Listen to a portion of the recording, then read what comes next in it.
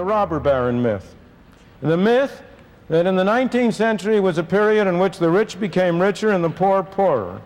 That it was a century in which you had a conflict between Wall Street and the working man. That it was a period in which particularly the farmers of the Middle West were being ground beneath the rapacious activities of the Wall Street financiers, in which there was widespread farm distress and misery. Now, this myth had its origins in the 19th century.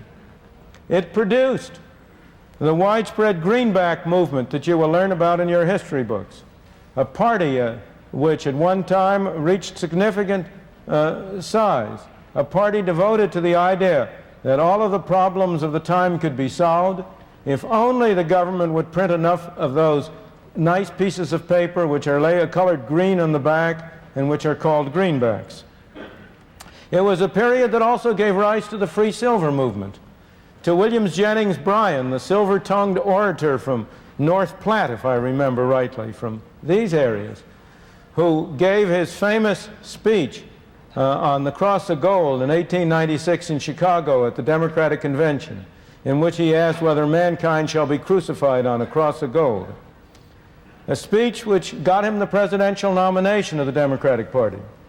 And he subsequently was a nominee of the Democratic Party for several subsequent elections. Fortunately, never elected.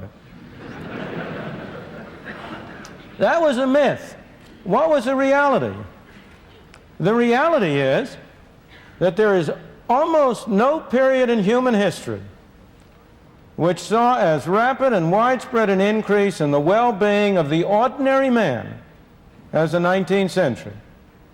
That was a period when millions of people from all over the world streamed to these shores. They came here with empty hands in the hope and the belief that they could make a better life for themselves and their children, and they succeeded. I suspect that most of the people in this room who are American residents and citizens today are descendants of the people who came to these shores in that period. I know, to take the immediate local case, the Eccles family derives from a Scotsman who came to this country in the middle of the 19th century. My parents came here in the 1890s from a part of Europe, which is today part of the Soviet Union, although at that time it was part of Hungary. And I suspect most of the people in this room have similar backgrounds. Now, do you suppose those people kept coming to these shores in order to be exploited? Do you think they came here to be ground under the heels of rapacious monopoly capitalists? Not a bit of it. A few people might have been led here under misapprehension. You conceivably could have had an initial inflow of people who thought they were going to improve their lot and ended up being worse off. But you would not have had a continuing inflow. They would not have sent back to the old country for their relatives and friends. You would not have had a flow of millions upon millions year after year. And of course they were not exploited. They were not ground under the heel. They got jobs, they spread out west, to the Middle West, to the far west, to where we are now. And they made of what was a desolate country, a country that was prosperous and green and productive, and improved their own lot. With respect to agriculture in particular, that was a period when the number of farmers increased. It was a period when the price of farmland rose. Now, of course, then as now, every farmer would have liked it better if he had done still better. What happened then, of course, was that the spread of farms, increasing productivity, the development of machinery, the bringing under the plow of productive land led to a great increase in production, which led to a decline in the prices of farm products. So it's true, the prices of farm products went down. But that was a sign of success. It was not a sign of failure. And the evidence that it was a sign of success was a rise in the price of farmland.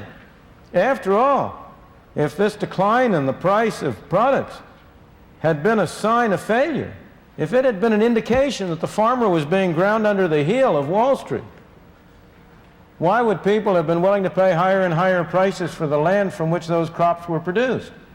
So the actual story is one of a great growth of productivity in agriculture, a great development of agriculture in this country.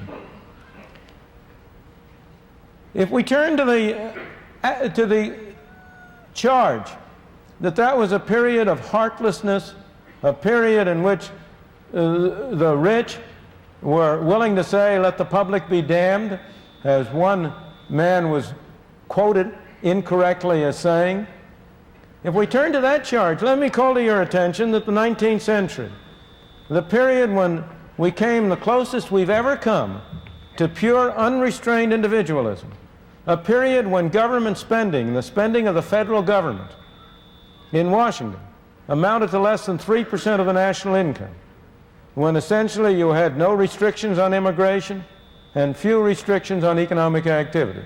Let me point out that that was also the period of the greatest flowering of charitable activity in the United States. That was a period when you had the establishment of so many independent private schools and colleges around the country.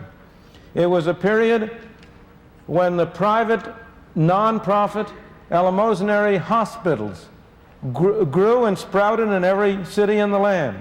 It was a period of the Carnegie Libraries. It was a period of the founding of the Society for the Prevention of Cruelty to Animals. You name it, and you will find that the charitable, eleemosynary activities date back to the period of the 19th century. So the robber baron myth is a myth, one that should be deflated. It gets its appeal from a common fallacy, from the fallacy that one man's gain must be another man's loss. Of course it is true that many men became wealthy during that period. There were robber barons. There always are robber barons. People are people. Some are good, some are bad, some are in between. And of course, some people did try to mistreat other people. That is part of the course of history, unfortunately. But the main part of the story is that the process whereby some people became wealthy was also the process which opened up the country and provided opportunities for millions of other people to have a modest competence, to be able to improve their own lot. It was the robber barons who were instrumental in building the railroads that joined the country together, who were instrumental in developing the industries of this country, and in thereby providing the opportunities for the ordinary man to improve his lot on life. Everybody can benefit. You can have some people become wealthy, not at the expense of other people, but by enabling other people to become wealthy. We had robber barons then and we have robber barons today. But there's a big difference between the robber barons then and the robber barons today. The robber barons then primarily could get their money only if people freely gave it to them. They got their money by selling a service, and nobody had to buy it. And if people bought it, it was because it was a better service than it was before. The robber barons today are in large part able to get their money by sending a policeman to take the money out of your pocket. Now that's a figurative expression, not a literal expression, but how do you become wealthy today? By getting government assistance. If you look at where modern wealth comes from, it almost always comes from political influence, which enables you to get benefits at the expense of the public at large. Now that is a zero-sum game. When the money is transferred from some to others through force and coercion and the taxpayer, then it need not be that the one man's benefit is also the other man's benefit. So robber barons will always be with us. The crucial question is whether we have a form of economic organization in which one robber baron keeps the other robber baron in check, or whether we have a form of economic and political organization in which one robber baron can help the other robber baron at the expense of the public.